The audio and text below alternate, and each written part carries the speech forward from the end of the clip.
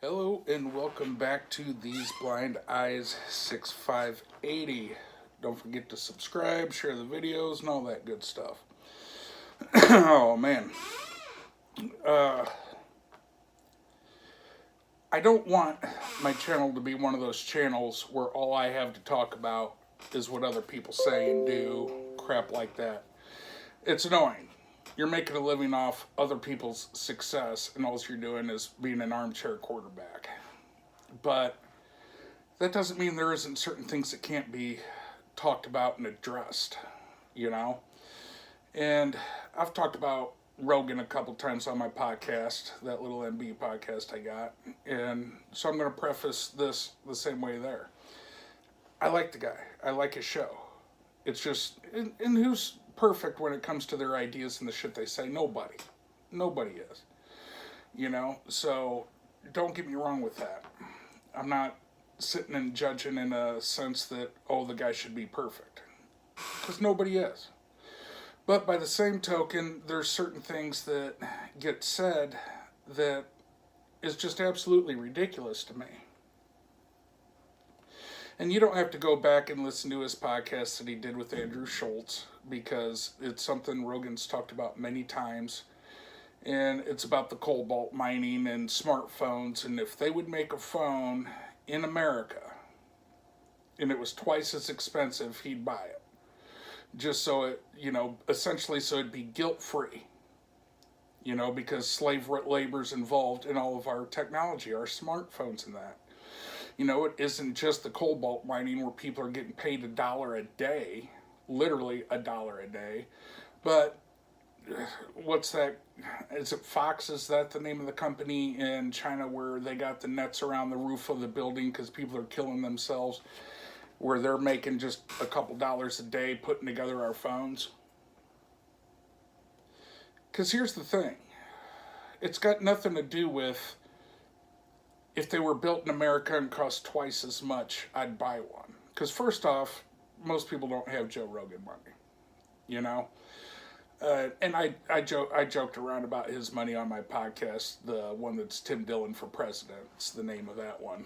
But most people don't have enough money to buy iPhones as it stands now, much less if they were doubled in price, The only way I could afford one is the $50 a month or whatever it was. And to be perfectly honest, that was stretching whether I could afford it or not.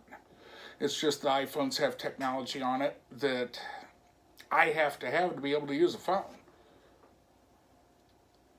But the thing is, when you're talking about 8 grams of cobalt to be used for a cell phone battery, and these people are getting paid $1 a day, they're pulling up more than 8 grams a day.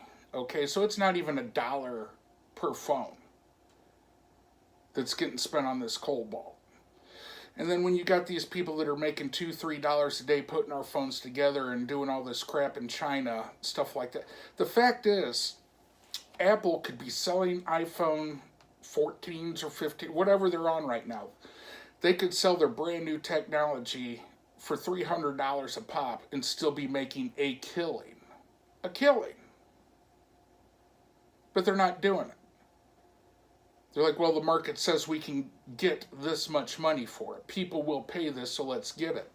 And so that's what makes it even worse to me, is these phones don't cost $1,200 to $1,400 because they're able to outsource labor and get slave labor to put these things together.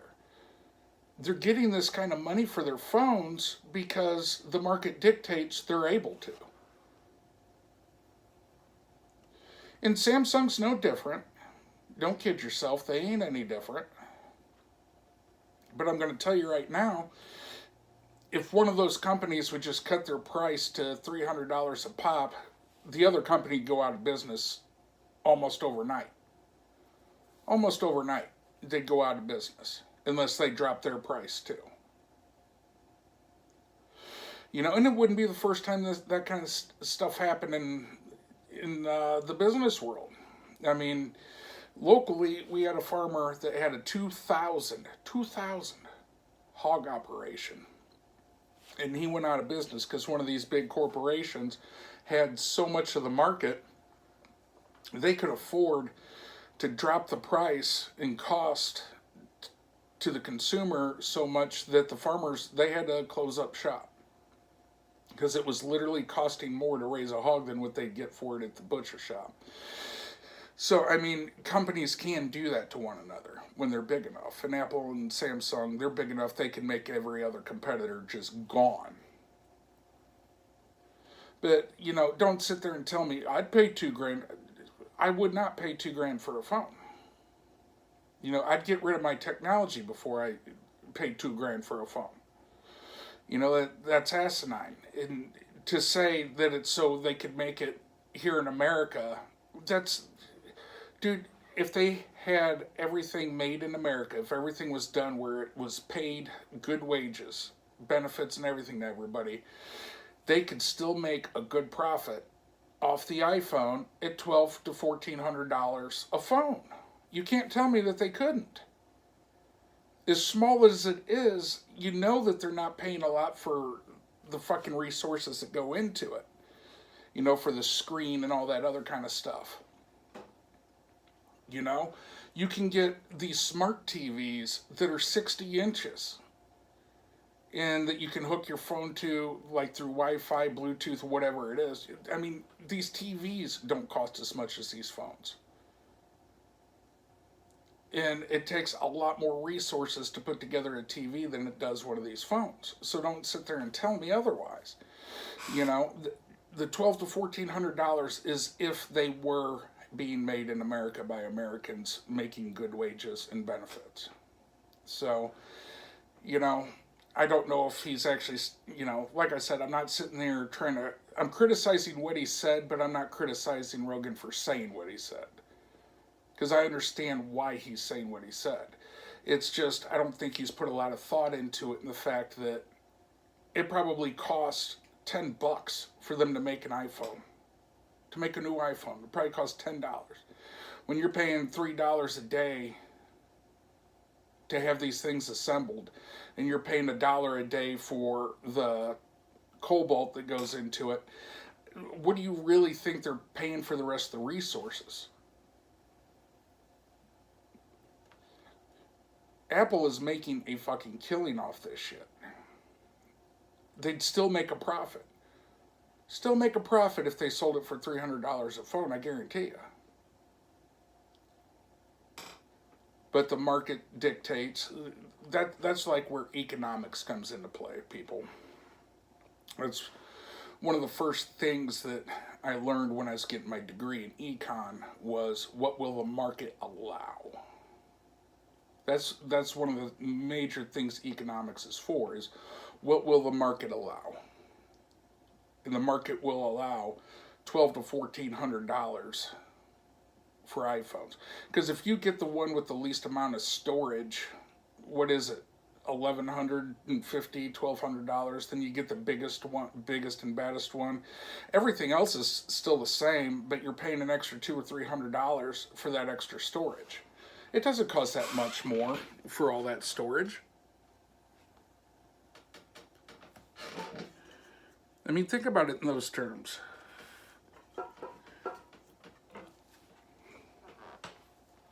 The fact is, we are being screwed over as customers.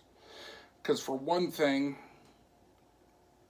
as much as we can say we're against it, we're so hooked on phones now that even though we know slave labor makes them, we still go out and buy the phones.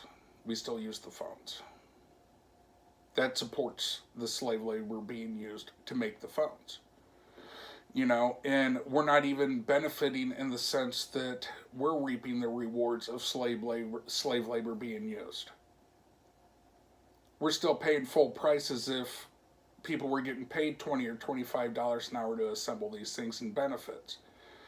You know, we're still paying that cost. So just keep that in mind. Keep that in mind when you hear people talk about that kind of thing. Because Rogan's not the only one. He's just the most famous, most popular one that talks about it. You know? A lot of other people do too.